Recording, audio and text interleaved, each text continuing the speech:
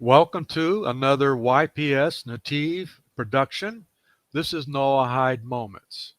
Today's program is going to be about Lashon Hara. I have a short clip from Rabbi Anava, who will introduce the subject of Lashon Hara, and in future Noahide Moments, we will take small snippets and present information that's so important. Most people don't realize how important and how much of an impact Lashon Hara has had on Israel, the history of Israel, leading to the destruction of the temples, leading to the Hashem judging Israel when they gave a false report, and other instances. And we'll talk about those in future episodes. I hope you enjoy this and come again. One of the biggest, if not the biggest problem we have in our generation is Lashon Hara. And the situation is much worse than what you think. And it's important to really learn about Lashon Hara inside out, because most people don't even know what Lashon Hara means. Most people don't even know the severity of it. Most people don't even know how to do tshuva for Lashon Hara. Most people don't even know the slightest idea what's Lashon Hara. So without further ado, we'll start. First of all, and most important, what is the source of Lashon Hara? Because many people think there's no source to that. And first of all, to understand what is Lashon Hara. Now, when a person is talking bad about another person, but it's not really bad, by the way, it's called in Hebrew gnut. Gnut in English is defamation. And when I say something about another person, that is already Lashon Hara. Even if what I'm saying is the truth.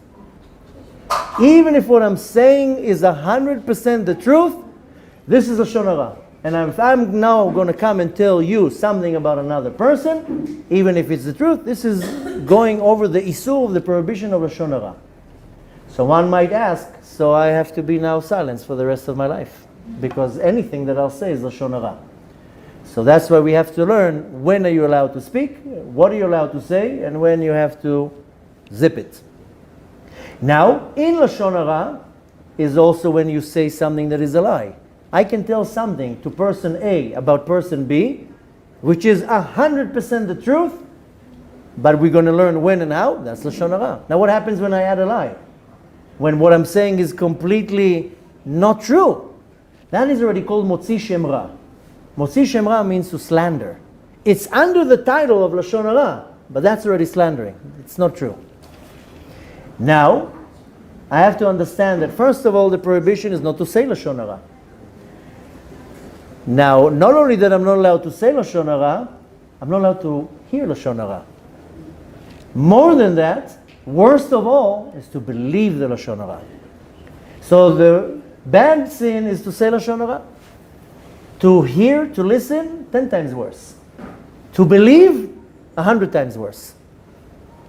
So the first thing you want to do is, I don't want to talk, I don't want to listen, and definitely don't believe. Anything that you hear, to stop Lashon Hara is not so easy.